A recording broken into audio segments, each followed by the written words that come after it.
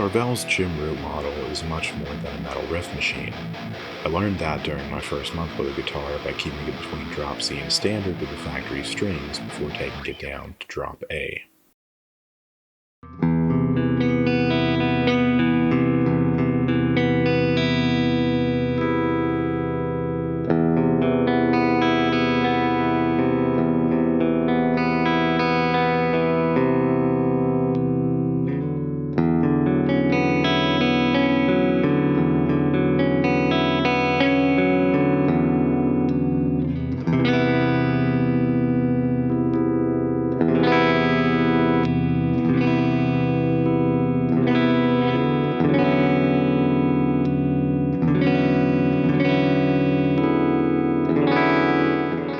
So my first impression was these pickups are very dark, but interestingly have a really cohesive note definition, so I was excited to get into the gain sounds.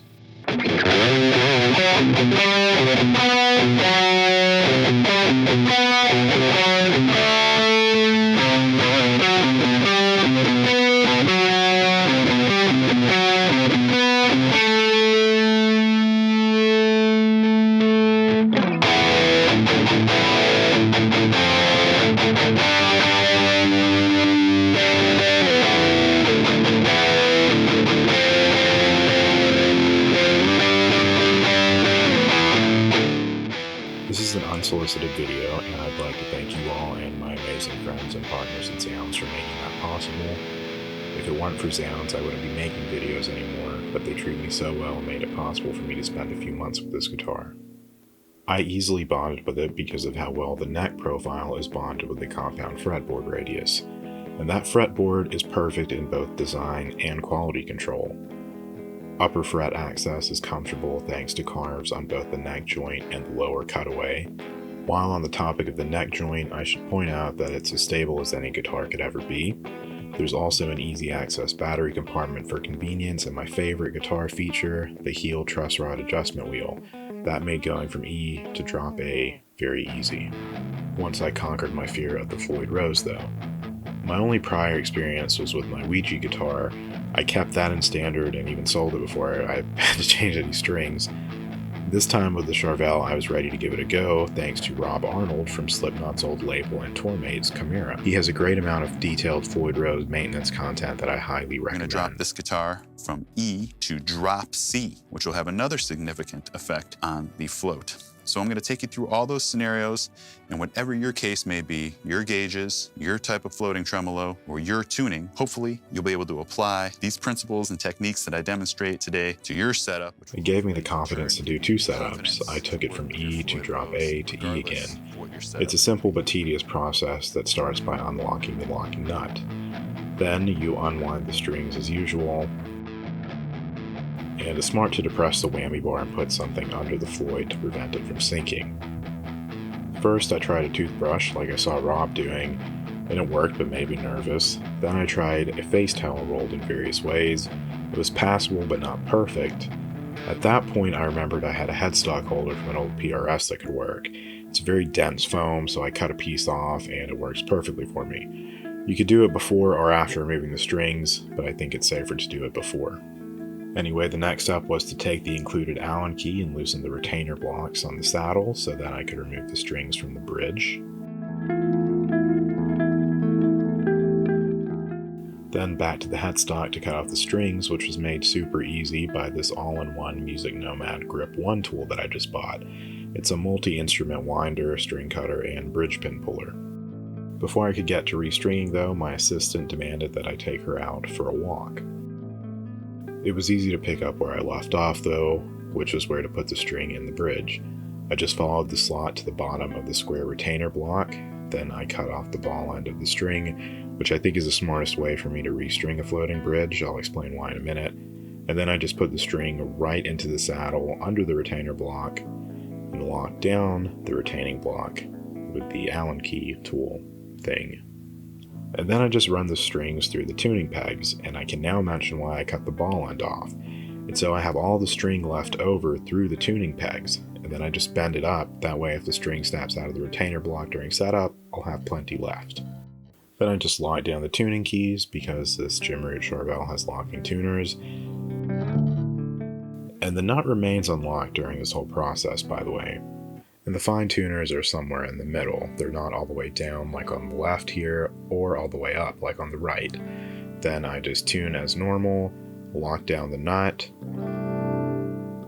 make sure the tuning is right via the fine tuners, and go about setting the float through the trem claw screws as needed to make sure the float is as close to perfect as I want it to be, while retuning and stretching the strings until everything is locked in at drop A.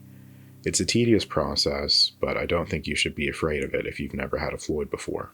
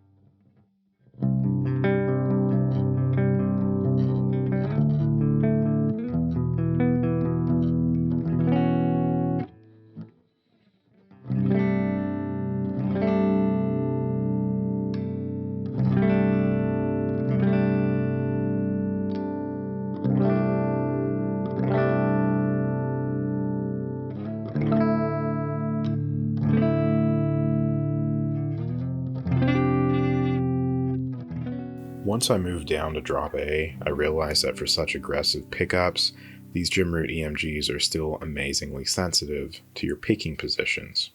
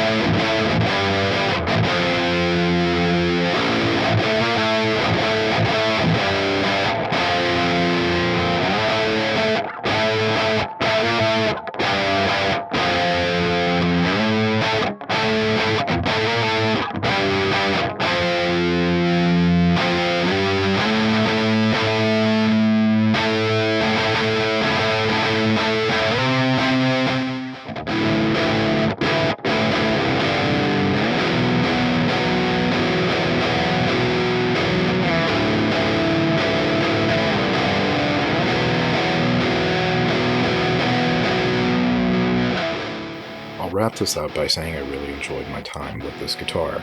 I played it a ton, wrote some material for a video game on it, and a bunch of riffs that went into the idea bank, and I'll always remember it because I learned not to fear the Floyd Rose, which I apologize for not showcasing, but I cannot use a trem very well. And I've went on about the sound adaptability enough, so I have to say that visually this thing is just as adaptable.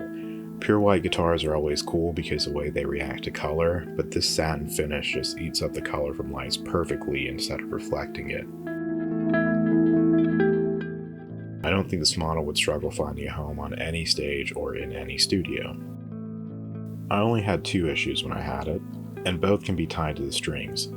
The first is the fret buzz that I mentioned earlier, which is probably to be expected in drop A tuning with 12 to 64 strings, but I since learned that I could have shimmed the nut and taken care of that there, so that's user error on my part. The second issue was tuning stability with those strings in that tuning. I didn't experience it with strings and tunings before and after that, and again, I think that's just a Dunlop string thing. After about 10 hours of playtime, they started to sound dull and struggled to hold tuning, but again, I don't know if I'd blame the guitar for that, because it only happened with that tuning and those strings.